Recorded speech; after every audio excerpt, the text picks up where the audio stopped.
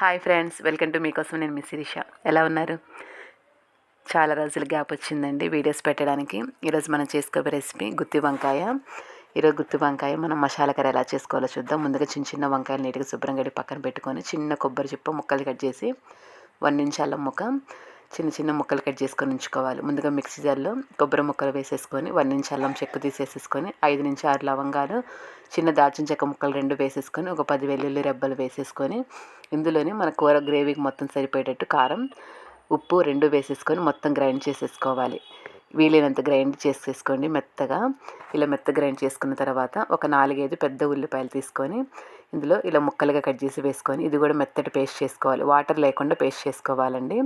ఇలా మెత్తటి పేస్ట్ చేసుకున్న తర్వాత వంకాయలు మనం ముందుగా శుభ్రంగా కడిగి పక్కన పెట్టుకున్నాం కదా, ఈ వంకాయలు ఇలా తొడిమ ఉన్న వైపు కాకుండా బ్యాక్ సైడ్ నుంచి ఇలా కోసుకోవాలి. జాయింట్ అనేది ఊడిపోకుండా గుత్తి వంకాయలాగా కోసుకోవాలండి. ఇలా కట్ చేసుకొని మనం పుచ్చి ఉందో లేదో చూసుకొని ఇలా కారం పెట్టేసుకోవాలి. మన కారం కొద్దిగైనా పెట్టుకోవచ్చు, ఎక్కువైనా పెట్టుకోవచ్చు. ఇలా పెట్టుకోవడం వల్ల మనకి కండ్ర రాకుండా ఉంటుంది కాయ.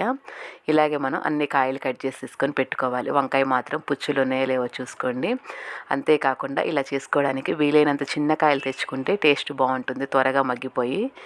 ఇలా మనం మిక్సీ పట్టుకున్న మసాలా మొత్తం కాయని వెనక నుంచి కట్ చేసుకొని కారం పెట్టేసుకోవాలి. ఇలా చూసారు కదా, అన్ని కాయలు ఇలా పెట్టేసుకున్నాను. ఇప్పుడు ఇంక మనం పొయ్యి దగ్గరికి వెళ్ళిపోయి మిగతా ప్రాసెస్ అంతా చూసేద్దాం. పొయ్యి మీద మూకుడు పెట్టుకొని 7-8 టేబుల్ స్పూన్ పైనే పడుతుందండి ఆయిల్ కొద్దిగా ఎక్కువ వేసుకుంటేనే బాగుంటుంది కూరకి. ఇలా ఆయిల్ వేసేసుకుని ఆయిల్ లైట్గా హీట్ అయిన తర్వాత మనకు కంపల్సరీ ఏ కూరకైనా కావాల్సింది పసుపు ఒక చిటికెడ వేసుకొని ఇందులోనే ఒక 1/2 టీ స్పూన్ జీలకర్ర కూడా వేసి కొద్దిగా సేపు వేగిన తర్వాత కొద్దిగా కరివేపాకు వేసి ఈ పోపు అంతా చక్కగా వేగనివ్వాలి. ఇలా వేగిపోయిన తర్వాత మనం అన్ని వంకాయలని స్టఫింగ్ చేసి ఉంచుకున్నాం కదా, ఇది ఒక్కొక్కటిగా చూసి ముందు పెద్ద సైజు కాయలు ఏవైనా ఉంటే మధ్యలో వేసేసుకోండి, అవి త్వరగా మగ్గిపోతాయి. చిన్నవి చూసి చుట్టూ వేసేసుకోవచ్చు. ఇలా కూర మాత్రం మనకి మాడిపోకుండా సిమ్లోనే చేసుకోవాలండి, చాలా బాగుంటుంది. స్పైసీగా మసాలాతో తినాలనుకునే వాళ్ళు ఒకసారి గుత్తి వంకాయలు ట్రై చేయండి, చాలా బాగుంటుంది.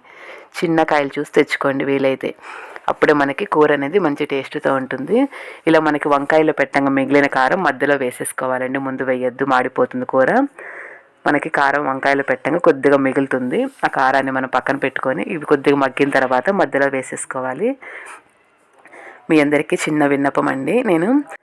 హాయ్ ఫ్రెండ్స్, నేను కొత్తగా సిరి ట్రెండీ కలెక్షన్స్ అని ఛానల్ ఓపెన్ చేశానండి. క్లాత్ వేరు, శారీస్, నైటీస్, ఇలా మీ ఆదరాభిమానాలతో ఇంకా ఐటమ్స్ పెంచుకోవాలని కోరుకుంటూ మీకు ఏదైనా ఇంట్రెస్ట్ ఉంటే నా ఛానల్ని సబ్స్క్రైబ్ చేసుకోండి. మంచి క్వాలిటీ ఐటమ్స్ ఉంటాయండి, చాలా రీజనబుల్ ప్రైస్లో. మనకు సమ్మర్ వస్తుంది కదండి, కాటన్ శారీస్ అవైలబుల్గా ఉంటాయి, నైటీస్. మీకు ఏదైనా ఇంట్రెస్ట్ ఉంటే డిస్క్రిప్షన్ లింక్ ఇస్తాను, చూసుకోండి. ఇప్పుడు మనకి కూర మధ్యలో ఇలా కలపెట్టుకుంటూ మాడిపోకుండా చూసుకోవాలి. కూర అనేది మనము సిమ్లోనే ఉంచుకొని తిప్పుకుంటూ ఉండాలండి. మనకి రసం పెట్టుకున్న మజ్జిగ చారులో కానీ పప్పులో కానీ సైడ్ కాంబినేషన్గా చాలా బాగుంటుంది. అంతేకాకుండా ఇవి ఓన్లీ ప్లెయిన్గా కూడా తినచ్చు, కారం కలుపుకొని. ముద్దపప్పు చేసుకున్న కాంబినేషన్ చాలా బాగుంటుందండి. ఒకసారి స్పైసీగా ఇష్టపడే వాళ్ళు ఇలా చేసుకోండి. లేదు మనకి చప్పగా కావాలనుకుంటే కారము కొద్దిగా మసాలాలు తగ్గించి కూడా వేసుకోవచ్చు. ఇలా మూత పెట్టుకొని మధ్యలో ఆకారం కూడా వేసేసుకొని కలపెట్టుకుంటూ ఇలా మగ్గిపోయిన తర్వాత కొత్తిమీరతో గార్నిష్ చేసుకుంటే మనకి ఎంతో టేస్టీగా ఉండే గుత్తి వంకాయ కర్రీ రెడీ అయిపోయినట్టే. నా వీడియో మీకు నచ్చితే లైక్ చేయండి, షేర్ చేయండి, సబ్స్క్రైబ్ చేసుకోండి. డిస్క్రిప్షన్లో లింక్ ఇస్తానండి, ఒకసారి మీ ఫ్రెండ్స్కి రిలేటివ్స్కి షేర్ చేసి మీకు ఇంట్రెస్ట్ ఉంటే సబ్స్క్రైబ్ చేసుకోండి.